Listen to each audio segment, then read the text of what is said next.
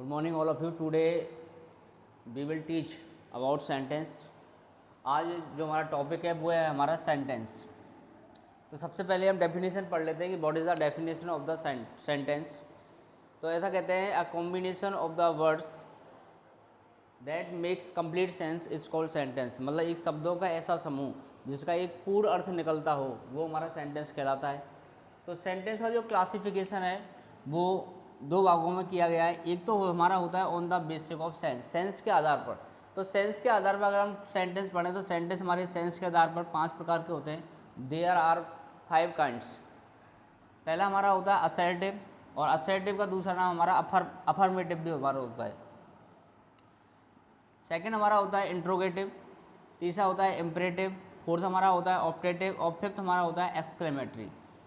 Assertive साधारण हमारे वाक्य होते हैं, जैसे प्रेजेंट इंडेफिनिट की हम बात करें तो प्रेजेंट इंडेफिनिट जैसे मैं कहता हूँ मैं जाता हूँ, आई गो। अब ये हमारा सेंटेंस है, ये हमारा सिंपल सेंटेंस है, क्योंकि प्रेजेंट इंडेफिनिट के जो वाक्य होते हैं उनमें कभी भी हेल्पिंग वर्ब का यूज नहीं करते हैं। अब जैसे पास का गए मैं गया तो हमारा बनेगा आई वेंट। तो ये मैं गया ये हमारा सेंटेंस कैसा है, सिंपल सेंटेंस है।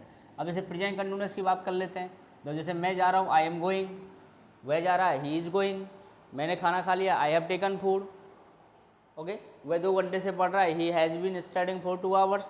तो ये जितने भी हमारे सेंटेंस हैं ये हमारे असर्टिव होते हैं। नेक्स्ट हम बात करते हैं इंट्रोगेटिव। इंट्रोगेटिव सेंटेंस की पहचान ये होती है या तो उस सेंटेंस में आपको हेल्पिंग वर्ड से शुरू मिलेगा वो सेंटेंस, या आपको WH वर्ड से हमारा सेंटेंस मिलेगा। और बेस सेंटेंस जो हेल्पिंग वर्ब या WH वर्ड से स्टार्ट होते हैं वो हमारे सेंटेंस इंट्रोगेटिव सेंटेंस कहलाते हैं, मतलब प्रश्नवाचक वाक्य कहलाते हैं। जैसे मैं कहता हूँ do you play cricket, do you play cricket, क्या तुम क्रिकेट खेलते हो? तो इस सेंटेंस के अंदर डू हमारी हेल्पिंग वर्ब है, और डू जो हेल्पिंग वर्ब है वो सब्जेक्ट से पहले आ रही है। तो कहने का मतलब बेस सेंटेंस जिसमें कर्ता से पहले अगर हेल्पिंग वर्ब आती है, कहने का मतलब बेस सेंटेंस जो हेल्पिंग वर्ब से स्टार्ट होते हैं वो हमारे इंट्रोगेटिव सेंटेंस कहलाते हैं। अब WH वर्ड जैसे मैं कहूँ what are you doing, what are you doing, आप क्या कर रहे हो? तो व्हाट आर यू डूइंग इसमें ये हमारा सेंटेंस है, ये हमारा बॉट से स्टार्ट हो रहा है, और हमारा बॉट हमारा WH वर्ड है। कहने का मतलब ये हमारा वाक्य इंट्रोगेटिव सेंटेंस है।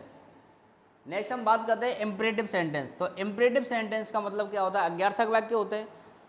तो इम्परेटिव सेंटेंस की पहचान ये होती है या तो वो सेंटेंस आपको प्लीज से स्टार्ट मिलेगा, या काइंडली से स्टार्ट मिलेगा, या आपको डोंट से स्टार्ट मिलेगा, या लेट से स्टार्ट मिलेगा, या वर्ब की फर्स्ट फॉर्म से स्टार्ट मिलेगा। और वो सेंटेंस जो प्लीज़, काइंडली, डोंट, लेट या वर्ब की फर्स्ट फॉर्म से स्टार्ट होते हैं वो हमारे सेंटेंस कहलाते हैं, हमारे इम्परेटिव सेंटेंस। जैसे मैं या जैसे प्लीज़, जैसे मैंने कहा कृपया यहाँ आओ, तो मैं कहूँगा प्लीज़ कम हियर। तो ये हमारा वाक्य हमारा इम्परेटिव सेंटेंस है। ओके, सेंटेंस जैसे डोंट के सेंटेंस लेते हैं, मैंने कहा ये डोंट सिट हियर, यहाँ मत बैठो, तो ये हमारा सेंटेंस भी इम्परेटिव सेंटेंस है। जैसे मैंने कहा मुझे जाने दो, लेट मी गो, ये भी हमारा इम्परेटिव सेंटेंस है। अब मैंने कहा ये लिसन टू मी, मेरी बात सुनो, ये भी हमारा वाक्य इम्परेटिव सेंटेंस है। तो कहने का मतलब ये होता है वे वाक्य जिनमें हम किसी को आदेश देते हैं, या किसी से निवेदन करते हैं, या हम मना करते हैं, तो वो हमारे सेंटेंस इम्परेटिव सेंटेंस कहलाते हैं। इम्परेटिव सेंटेंस की सबसे खास पहचान ये होती है कि इनके अंदर सब्जेक्ट नहीं होता है, सब्जेक्ट इसमें हिडन होता है। जैसे मैंने कहा कम हियर, यहाँ आओ, तो इसका मतलब मैं तुमसे कह रहा हूँ कि तुम यहाँ आओ। तो बेस सेंटेंस जिसके अंदर सब्जेक्ट हिडन रहता है, छुपा हुआ रहता है, वो हमारे सेंटेंस क्या कहलाते हैं, इम्परेटिव सेंटेंस कहलाते हैं। और पहचान हमारी ये है, या कोई sentence please, kindly, don't, let या वर्ब की फर्स्ट फॉर्म से स्टार्ट है, तो वो हमारा वाक्य है हमारा इम्परेटिव सेंटेंस। जैसे हम बात करते हैं ऑप्टेटिव सेंटेंस। ऑप्टेटिव सेंटेंस जैसे हम किसी कहते हैं मे यू लिव लॉन्ग, जब हम किसी के लिए आशीर्वाद देते हैं या किसी को शराब देते हैं, तो वो हमारे सेंटेंस हमारे ऑप्टेटिव सेंटेंस कहलाते हैं। जैसे मैं कहता हूँ मे यू लिव लॉन्ग, तो लंबे समय तक जियो, तो ये हमारा सेंटेंस ऑप्टेटिव सेंटेंस है। नेक्स्ट हमारा है एक्सक्लेमेटरी सेंटेंस। एक्सक्लेमेटरी सेंटेंस वे होते हैं जिनमें आश्चर्य का भाव होता है, मतलब एक सडन फीलिंग होती है। और जो जिन सेंटेंस में अपनी सडन फीलिंग को दर्शाने के लिए जो सेंटेंस बनाए जाते हैं वो हमारे एक्सक्लेमेटरी सेंटेंस कहलाते हैं। जैसे अलास आई हैव रूइंड, अरे मैं बर्बाद हो गया, तो कहने का मतलब दुख को व्यक्त कर रहा है। व्हाट अ ब्यूटीफुल कार, कितनी सुंदर कार है। और रहा I have won the match, मैं मैच जीत गया, तो यहाँ खुशी का भाव है। तो ये सडन फीलिंग है, अपनी सडन फीलिंग को बताने के लिए जिन शब्दों का प्रयोग किया जाता है वो हमारे कहलाते हैं क्या, एक्सक्लेमेटरी सेंटेंस। अब हम बात करते हैं on the basis of structure. On the basis of structure में के आधार पर जो हमारे सेंटेंस होते हैं वो हमारे 3 तरीके के होते हैं।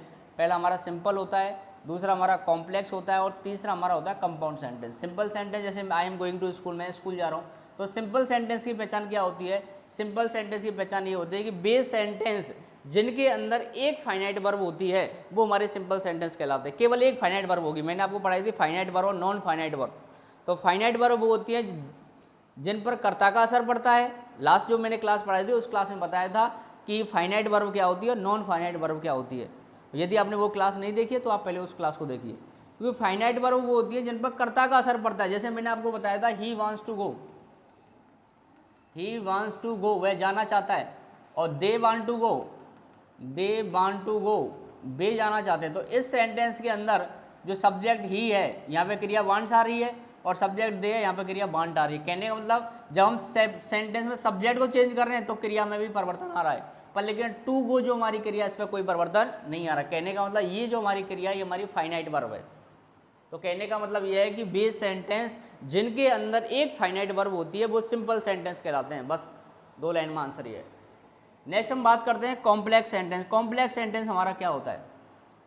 कॉम्प्लेक्स सेंटेंस जैसे मैंने यहाँ पे लिखा है when I went to him, जब मैं उसके पास गया, ही वॉज वॉचिंग टीवी, वह टीवी देख रहा था। तो हम कॉम्प्लेक्स सेंटेंस की अगर डेफिनेशन दें तो कॉम्प्लेक्स सेंटेंस वो होता है कि वह सेंटेंस जिसके अंदर एक मेन क्लॉज होता है और एक सबऑर्डिनेट क्लॉज होता है। अब मेन क्लॉज किसे बोलते हैं, सबऑर्डिनेट क्लॉज किसे बोलते हैं? मेन क्लॉज क्या होता है, जिसको हम मेन क्लॉज का दूसरा नाम अगर हम दें तो उसका दूसरा नाम होता है प्रिंसिपल क्लॉज। जैसे when I went to him, जब मैं उसके पास गया और मैं इतना कह के मैं रुक जाता हूँ, तो इस सेंटेंस का कोई अर्थ नहीं निकलेगा। कहने का मतलब ये सेंटेंस किसी दूसरे सेंटेंस पर डिपेंड है, और बेस सेंटेंस जो दूसरे सेंटेंस के ऊपर डिपेंड रहते हैं उनको हम सबऑर्डिनेटिंग क्लॉज कहते हैं या डिपेंडिंग क्लॉज कहते हैं। तो ये जो हमारा क्लॉज है ये हमारा सबऑर्डिनेटिंग क्लॉज है। और ही वॉज वॉचिंग टीवी, वह टीवी देख रहा था, तो वह टीवी देख रहा था ये किसी के ऊपर डिपेंड नहीं है। अगर इसमें से इसको भी हटा दें और इसका हम पूछे ही वॉज वॉचिंग टीवी, वह टीवी देख रहा था, इसका मतलब इसका अपने आप में पूरा अर्थ निकल रहा है। इसे किसी भी दूसरे सेंटेंस की जरूरत नहीं है अपना अर्थ देने के लिए। और बेस सेंटेंस जिन्हें अपना अर्थ देने के लिए किसी दूसरे सेंटेंस की जरूरत नहीं होती है वो हमारे सेंटेंस कहलाते हैं क्या, मेन क्लॉज वाले। और मेन क्लॉज का मैंने दूसरा नाम आपको क्या बताया था, प्रिंसिपल क्लॉज। तो सीधी बात यह है कि उस सेंटेंस को आप हटा के देख लीजिए, यदि उसे दूसरे सेंटेंस की आवश्यकता नहीं पड़ रही इसका मतलब वो मेन क्लॉज है। और सबसे बड़ी पहचान ये होती है कि जो मेन क्लॉज होता है वो कभी भी कंजक्शन से जुड़ा हुआ नहीं मिलेगा।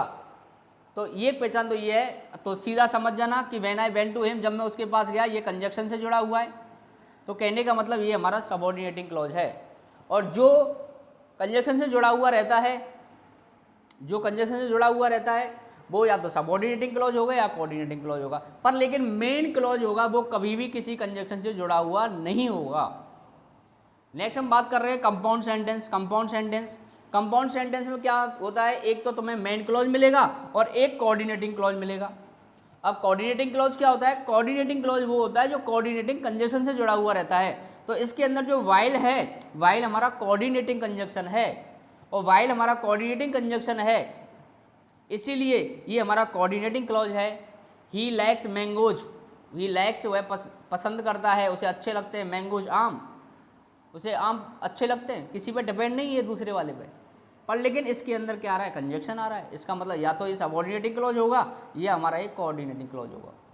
तो ये आज की हमारी क्लास थी, सिंपल, कॉम्प्लेक्स और कंपाउंड सेंटेंस। यदि आपसे कोई पूछता है कि सेंटेंस कितने प्रकार के होते हैं तो आप बताना sir sentence on the basis of sense 5 प्रकार के होते हैं, असर्टिव, इंटरोगेटिव, इम्परेटिव, ऑप्टेटिव और एक्सक्लेमेटरी। और on the basis of structure के आधार पर जो हमारे सेंटेंस होते हैं वो हमारे 3 तरीके के होते हैं, सिंपल होता है, कॉम्प्लेक्स होता है और कंपाउंड होता है। सिंपल सेंटेंस किसे बोलते हैं, वह सेंटेंस जिसके अंदर एक फाइनाइट वर्ब होती है, सिंपल सेंटेंस कहलाता है।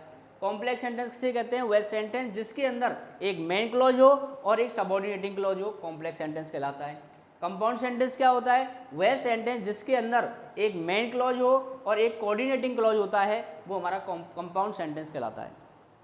नेक्स्ट हम अगली जो क्लास पढ़ेंगे उन क्लास में हम चर्चा करेंगे कि सेंटेंस मेकिंग हम कैसे करेंगे।